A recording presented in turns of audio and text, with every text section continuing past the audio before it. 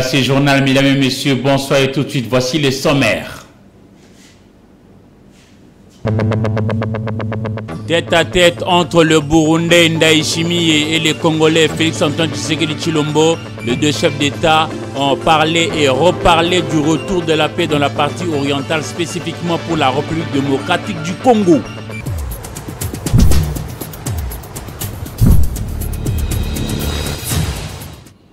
Mesdames et messieurs, bonsoir. Le président burundais Evariste Ndayishimiye a été reçu en tête-à-tête par le président congolais Félix-Antoine Tshisekedi Tshilombo pour parler justement de secteurs ou renforcer les différents domaines de coopération entre les deux pays pour le retour de la paix dans la partie orientale du Congo-Kinshasa de manière prioritaire. Suivez ces reportages avec nos confrères de la presse présidentielle.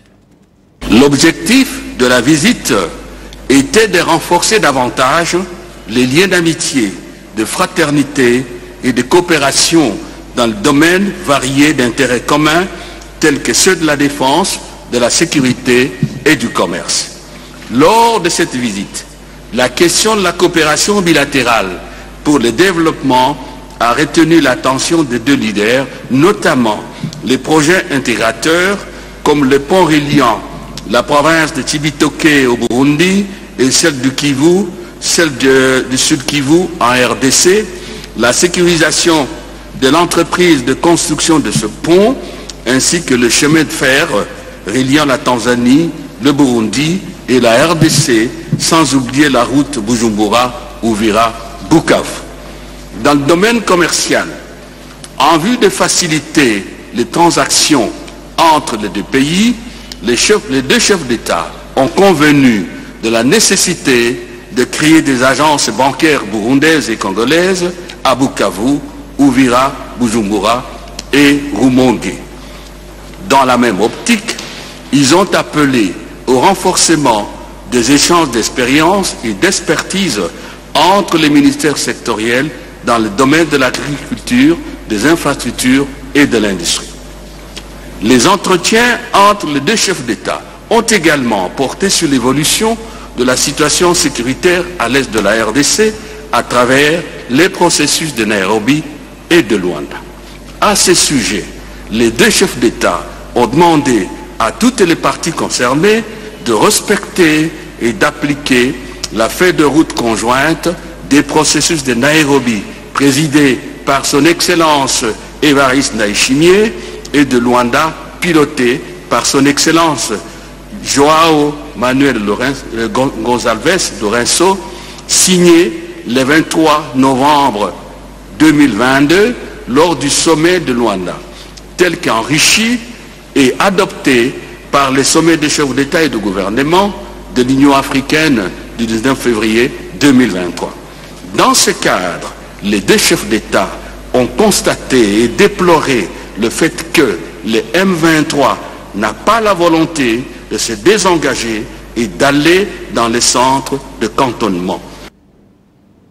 L'affaire Mwanga Chuchu Easy Edouard, le député national poursuivi en flagrance à la haute cour militaire avec son co-prévenu, le commissaire principal Robert Moucha-Malirwa. La phase de plaidoirie se poursuivra demain, mardi 29 août 2023. À l'audience précédente, le ministère public avait requis la peine de servitude pénale à perpétuité à l'encontre du député national Mwanga Chuchu Easy Edouard pour détention illégale d'armes et munitions de guerre, trahison et participation à un mouvement insurrectionnel et trahison, et 3 ans de servitude pénale principale pour le commissaire principal Robert Moucha-Malirwa pour violation des consignes. Sylvain Kapombo Bosengele. Le national Edouard Mwanga Chuchu Easy, élu du Nord Kivu, risque la peine de servitude pénale à perpétuité au regard du réquisitoire de l'auditeur général, ministère public près la haute cour militaire, réquisitoire fait à l'audience de vendredi 25 août 2023 à la prison militaire d'Indolo. Au cours de cette audience, l'organe accusateur a demandé à la haute cour militaire de condamner les prévenus Mwanga Chuchu à la peine de servitude pénale à perpétuité équivalente à la prison à vie pour détention sans titre ni droit des armes et munitions de guerre, trahison et participation à un mouvement insurrectionnel. Il est condamné par conséquent à 5 ans de servitude pénale principale pour détention illégale d'armes et munitions de guerre. La servitude pénale à perpétuité pour participation à un mouvement insurrectionnel. 20 ans de servitude pénale principale pour trahison. Faisant application de l'article 7 Code pénal militaire, et les condamner à la seule peine la plus forte, soit la servitude pénale à perpétuité. S'agissant du prévenu commissaire principal Robert Mouchamaliroy de la police minière, l'organe poursuivant a requis 3 ans de servitude pénale principale pour l'infraction des violations des consignes. Et dit établi en fait comme en droit l'infraction de violation des consignes résultant de l'omission de prévention ou d'avertissement d'un événement ou fait préoccupant d'un danger militaire ou projet criminel mis à la charge du prévenu commissaire principal Mouchamaliroy Balike Robert et le condamné par conséquent à 3 ans de servitude pénale principale. Les 2 prévenus, il faut les rappeler, ont été soupçonnés d'avoir entretenu des relations avec les terroristes RDF M23 dans la partie est de la RDC. La haute cour militaire, qui avait reçu les conclusions des avocats de la partie civile, va recevoir à l'audience de mardi 29 août les plaidoiries des avocats des prévenus.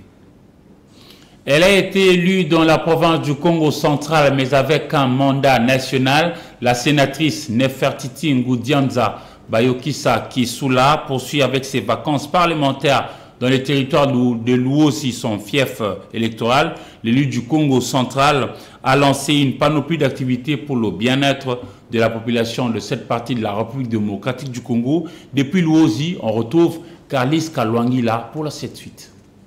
C'est ici, à Kundi Centre, dans les secteurs des Mongoloala, à Luosi, que la sénatrice Nefertiti Ngoudianza Bayokisa Kisula, le leader des élus du Congo central, a choisi de lancer une panoplie d'activités liées à la poursuite de ses vacances parlementaires. La campagne de distribution de kits scolaires pour appuyer les programmes de gratuité de l'enseignement des bases, prônés par le chef de l'État, la remise des bourses aux lauréats des examens d'État édition 2022-2023, en plus de ces 6 autres étudiants qui forment la communauté de boursiers de la Fondation Ngoudianza. La clôture du premier tournoi Fondation Ngoudianza dans les secteurs des Mongoloala et le lancement de la campagne agricole. Rappelons que le développement du territoire de Luosi dans les districts de Katarat a toujours intéressé le leader des élus du Congo central, la sénatrice Nefertiti Ngoudianza, qui, à travers la fondation qui porte son nom, mène plusieurs actions, parmi lesquelles on peut citer la réhabilitation des routes de dessertes agricoles. Pour cette femme dynamique, le changement, c'est avant tout une question de volonté et de détermination, car elle a démontré à travers les actions qu'elle est en train de poser que le temps des discours inutiles et féconds est révolu. C'est le moment où les paroles doivent être accompagnées des actions à impact visible. Lancées dans les secteurs des Mongoloala, où les élèves de 43 écoles ont bénéficié d'un kit scolaire complet, la campagne de distribution de kits se poursuit dans les 9 autres secteurs où est prévue la distribution de plus de 8000 kits aux élèves. Dans la foulée, les écoles organisant la section coupe-couture ont été dotées de machines à coudre, de rouleaux tissus et autres matériels didactiques. L'Université libre de Luosi, l'Institut supérieur de développement rural et plusieurs autres écoles ont été gratifiées de bons pupitres pour la satisfaction des étudiants et élèves. Didier Mundela Mbouyi, président des Essors de la République, a procédé hier dimanche 27 août 2023 à l'installation de Magui Nsazi comme étant sectionnaire de formation politique dans la commune de Ngalema. La cérémonie a eu lieu au quartier Kintsuka Pêcheur dans la commune précitée, c'est-à-dire Ngalema, en présence de plusieurs militants de ces partis. Patricia Molengombolekoni et Hugues Moussangilay. C'était une journée dominicale très mouvementée pour les cadres et militants du parti politique Essor de la République. Ces derniers étaient venus en masse pour vivre l'investiture de Magui Nsazi en qualité de sectionnaire de Essor de la République. Cette cérémonie, qui s'est déroulée au quartier Kintsuka Pêcheur dans la commune de Ngalema, a été présidée par le numéro 1 de Essor de la République et président du groupement politique Action des Alliés de Essor du Congo, Didier Mundela Mbouyi. L'autorité morale qui a remis à Magui Nsazi les emblèmes du parti afin de faire valoir Essor de la République auprès des habitants de Ngalema en a saisi saisi l'occasion pour sensibiliser les militants sur les élections de décembre 2023. Les vrais lieutenants de l'UDPS. Nous sommes ceux-là qui sont prêts à mouiller le maillot pour que l'UDPS, avec d'autres alliés, puissions donner au chef de l'État sa majorité, la majorité qui lui est acquise. C'est pour ça que vous avez vu que nous avons mobilisé notre base, nos militants, pour être là, pour dire que nous sommes là, vous pouvez compter sur nous. Parce que sans l'UDPS seul ne pourra pas accorder au chef de l'État ou donner au chef de l'État la majorité qui lui est acquise. Mais avec ces lieutenants, dont essor de la République, le président de la République, Félix Antoine Tshisekedi Tshilombo, aura la majorité qui lui est acquise. Et cette majorité va l'aider à changer le Congo. Magui Ndiassi a trouvé le mot juste pour remercier le président de essor de la République, Didier Mundela Mbouyi, pour cette marque de confiance placée en sa modeste personne.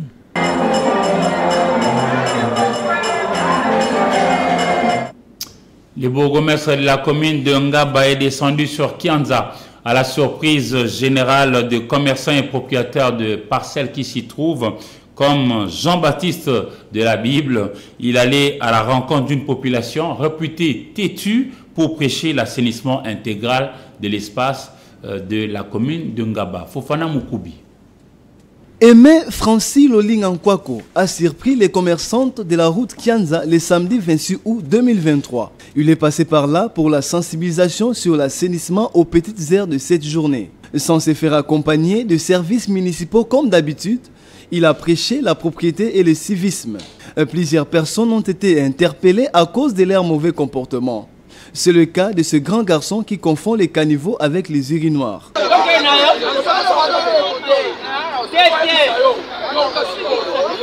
Un autre exemple est celui de ces adolescents qui ont jeté leurs déchets aux petites canalisations d'eau. Ici, le bourgmestre de Ngaba a choisi de parler à leurs responsables.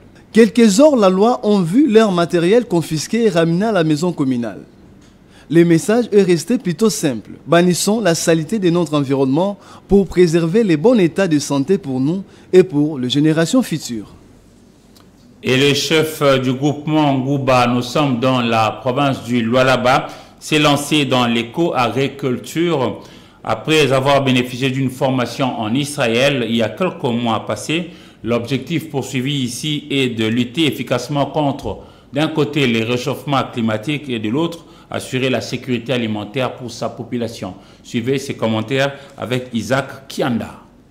3500 arbres fruitiers de 5 espèces différentes, déjà plantés. Kabumba, Kasusa, Kasonso, Eloa, Koangé, Mwami et chef de groupement Ngouba, se veut être un modèle pour l'éco-agriculture dans la chefferie de Bayeke en particulier et en République démocratique du Congo en général. Nous sommes en Ngouba, plus précisément au niveau de Kazelo, où nous avons pensé à faire une activité d'un champ d'arbres fruitiers, d'ailleurs qui sont diversifiés.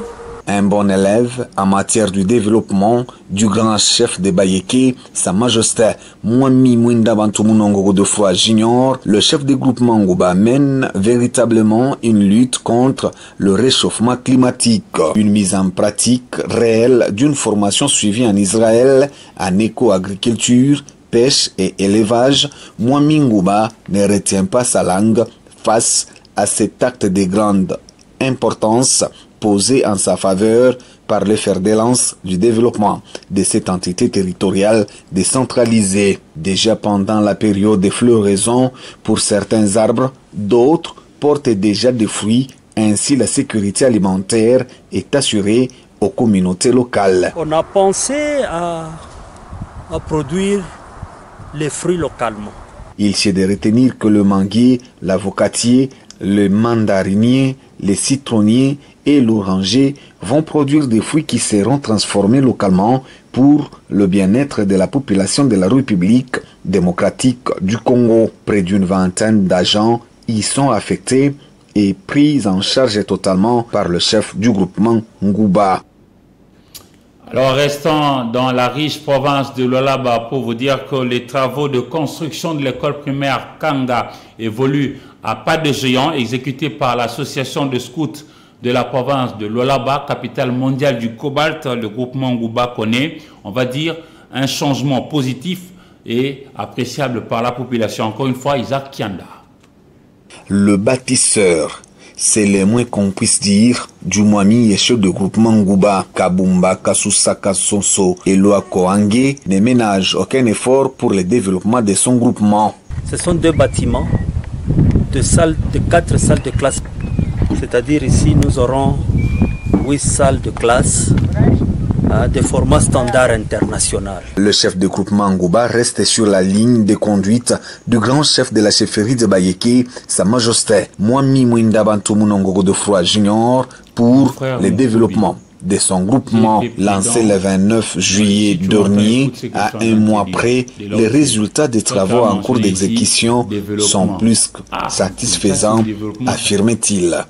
Nous avons sollicité un grand chantier scout de l'association des scouts du Lualaba, toute la province, pour nous tenir compagnie pour la main-d'œuvre. Exécutés par l'association des scouts du Lualaba, ces travaux sont financés grâce à la redevance coutumière des chefs de terre de cette partie de la chefferie de Bayeke.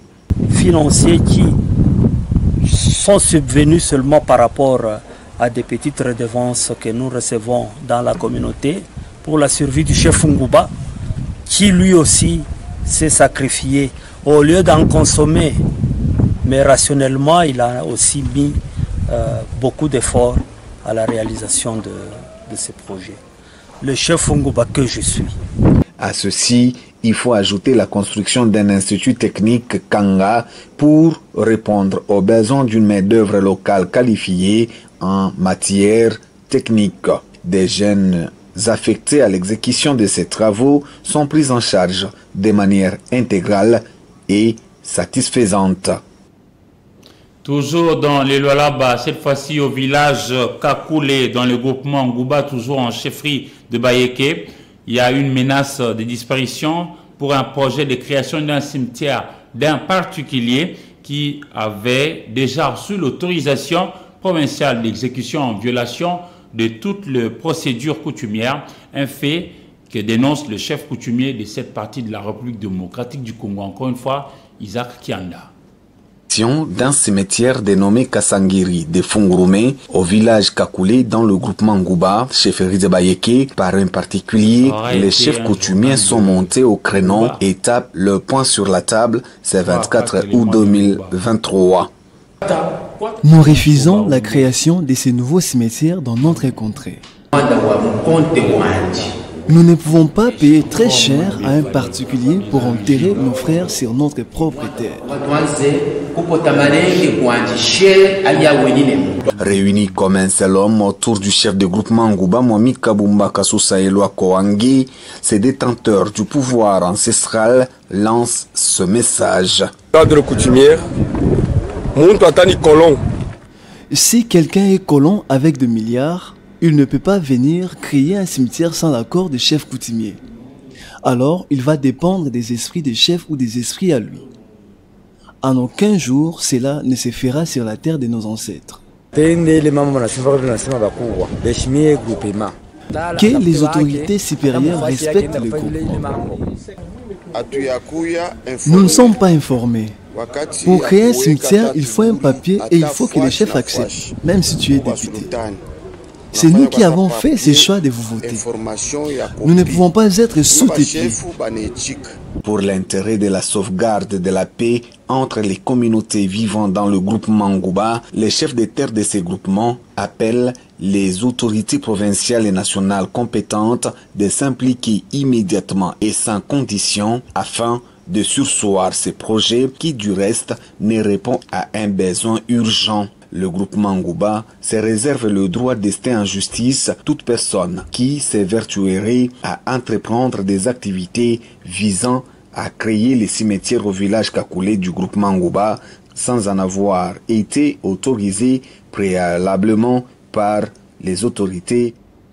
En sport, l'équipe l'Est V Club a loupé l'occasion de poursuivre son aventure en Ligue des Champions de la Confédération africaine de football CAF à domicile devant son public, battu en match aller sur le score étriqué d'un but à 0. Le Moscovite n'ont pas pu faire mieux en match retour qui s'est soldé aussi par un nul partout. Vous en avez ici des réactions des uns et des autres recueillies pour vous par Patrick Borel-Mokendi. Regardez. Bon, merci beaucoup pour votre question. Il faut savoir, le football a ses réalités.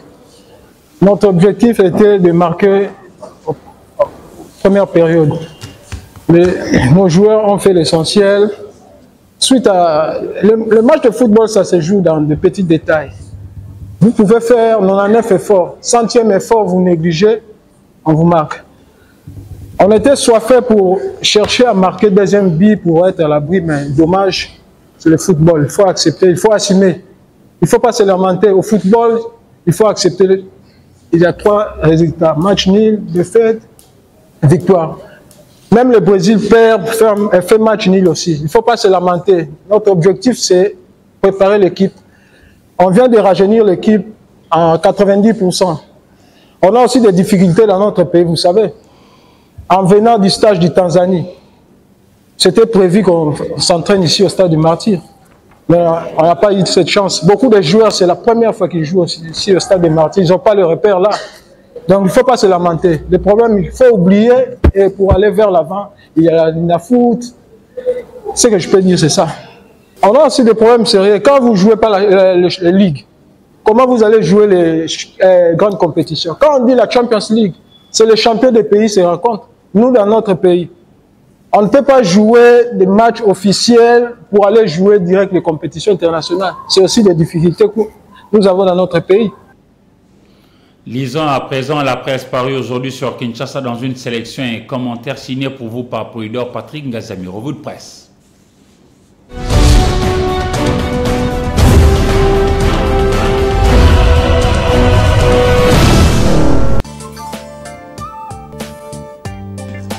Les parutions de ce lundi 28 août 2023 sont largement revenues sur les résultats du congrès de l'UDPS dont les travaux se sont clôturés le samedi 26 août dernier en Gandayala dans la commune d'Nsele.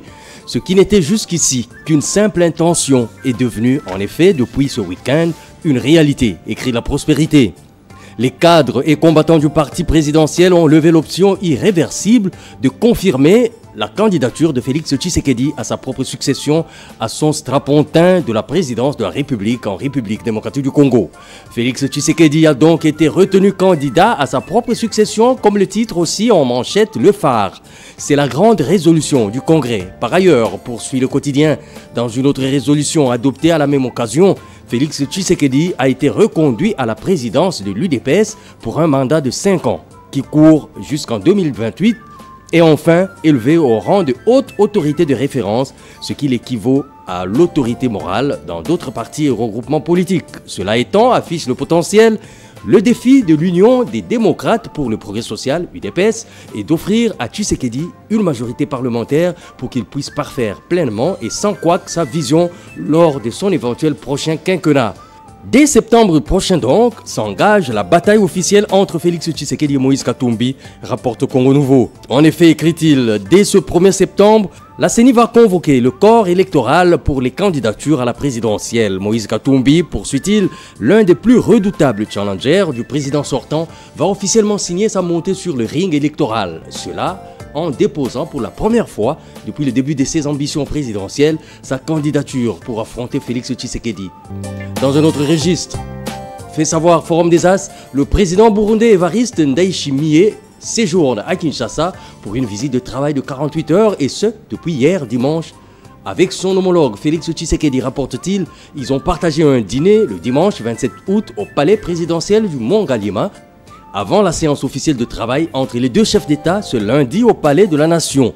Selon le média en ligne Politico.cd, poursuit-il, à l'issue du tête-à-tête entre les deux, ce 28 août, il est prévu la signature d'un accord militaire entre la RDC et le Burundi. L'information a fait le tour des réseaux sociaux le week-end, écrit le journal. Elle fait état des sanctions que vient de prendre l'administration américaine à l'endroit des officiels du M23 et des FDLR alimentant l'insécurité à l'est de la RDC. Il s'agit du colonel dissident Bernard Biamungu du M23, déjà sanctionné par l'Union européenne, que le bureau du département du Trésor et du contrôle des avions étrangers a sanctionné, du chef FDLR Apollinaire Akizimana et Ruvugai Mikore, protogène qui dirige le groupe Makabe, affilié au FDLR. Ces sanctions interviennent quelques jours après un échange entre le président rwandais Paul Kagame et le secrétaire américain Anthony Blinken sur la crise qui sévit dans la partie orientale de la République démocratique du Congo. Dans la rubrique judiciaire, le Phare annonce que le ministère public a requis la prison à vie lors de l'audience du vendredi 25 août pour le député Mwanga Chouchou pour participation à un mouvement insurrectionnel, 20 ans de servitude pénale principale pour trahison et 5 ans de servitude pénale principale pour détention illégale d'armes. De son côté, la République fait état de la dégradation de la santé de Salomon Kalonda Ididela. L'alerte est donnée par sa défense. Le tabloïd indique à propos que la justice militaire n'a pas encore accordé au conseiller politique de Moïse Katumbi l'occasion de se faire soigner dans une institution spécialisée. Enfin, la référence plus revient sur le projet de budget de la loi des finances 2024 qui a été validé par le gouvernement au cours de sa dernière réunion du Conseil des ministres. Le budget projeté pour 2024 est de 40 milliards 464 millions de francs congolais avec un accroissement de 24,7% par rapport à celui de l'exercice 2023 chiffré à 32 milliards 457 millions de francs congolais. Ce projet de budget 2024 est présenté en équilibre en recettes et en dépenses. En dollars, il se chiffre précisément à 16,6 milliards de dollars. Bonsoir.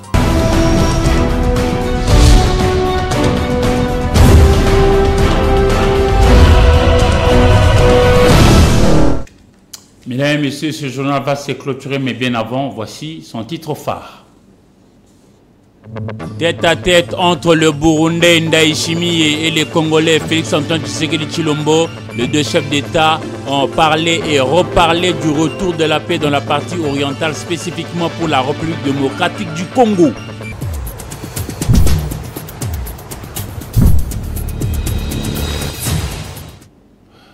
Bonne semaine dans vos familles. Ce journal est terminé, mesdames et messieurs. Merci à vous de l'avoir reçu et au revoir.